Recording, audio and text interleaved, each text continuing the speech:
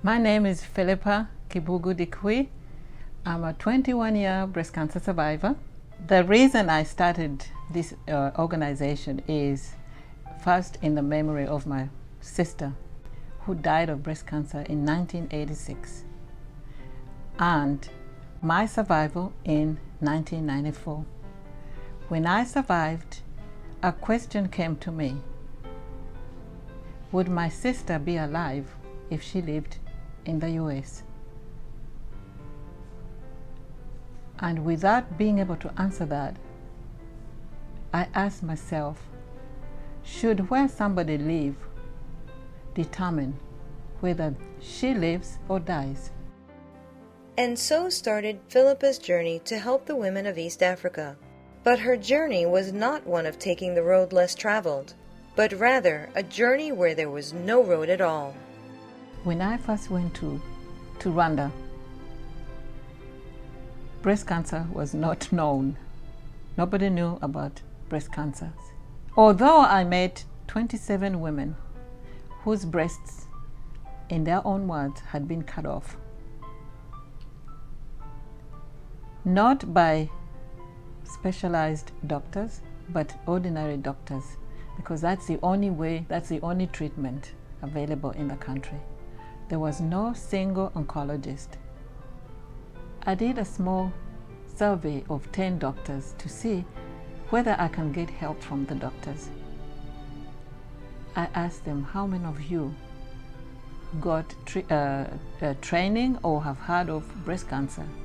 Only 2 of the 10 doctors had heard of breast cancer. Really? Only 2 have heard of the breast cancer? Yes, they had never heard of that subject.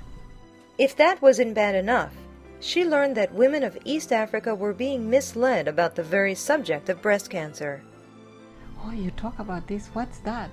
They told me breast cancer doesn't belong to Africans, it's for white people. They say that, I try to explain.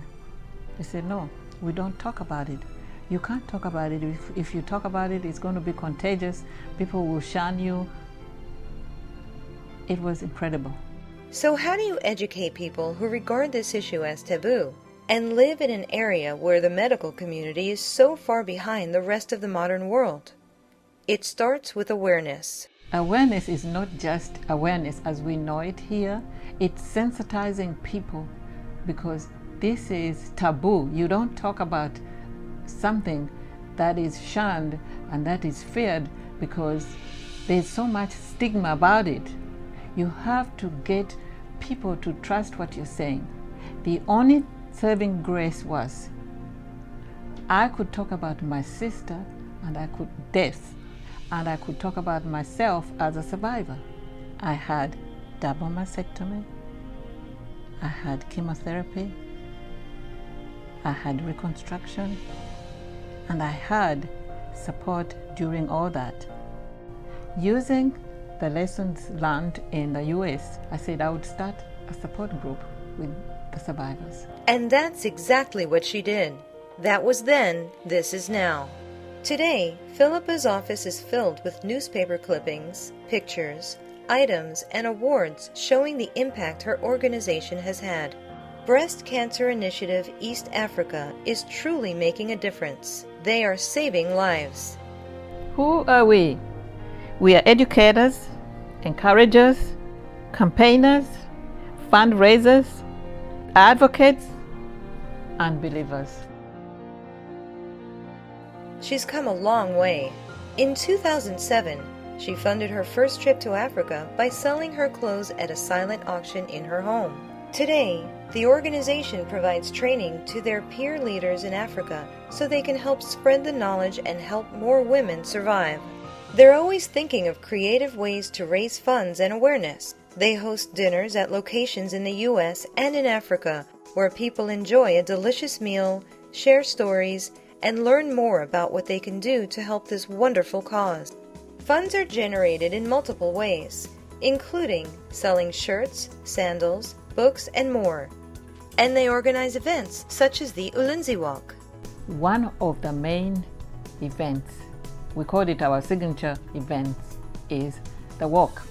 and we call it ulinzi. Ulinzi means God protect in Swahili. So when we do it, it's a major event.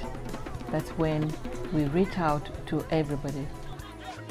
Everybody comes to have fun, to lean on each other, to celebrate the survivors and encourage those going through, and remember those who died, because they are the catalyst for doing all this.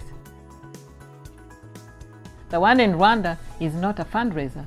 It's more of an education and awareness. It starts with walking and having fun and singing and dancing, and it ends with a public forum with stakeholders, the policymakers, the doctors, survivors, giving ideas and answering questions. And we, on top of that, we do have screening, and it's not the usual screening that you have with mammograms. We do clinical breast exams done by doctors and nurses.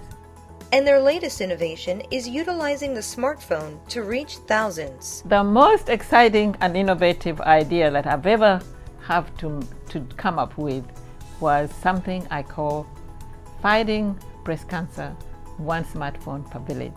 Almost everybody has a smartphone. And I said, why not leverage something that's already there, that somebody that's popular, and get the message to the people. Put all the information you have in an app form, load it on the smartphone, train a villager, make sure she's doing the right thing, and then deploy her in her own village with where she's known and trusted. Through its mobile application, they will now have the ability to educate women about breast cancer in over 250 villages in Rwanda. With an average of 800 people per village, that means with just 250 smartphones, they can reach 200,000 people. And they will be able to expand their education footprint in Uganda, Kenya, and Tanzania as well. I want to welcome you on this journey. Come join us, support us. You can volunteer, you can go to Rwanda with me, you can give, you can buy, you can create, you can hold your own fundraiser, you can join the walk, you can come to the dinner. The choice is yours. Remember, success is adding importance to yourself. Significance is adding value to another life. Which one are you? Early detection is the best protection. Let's spread the word.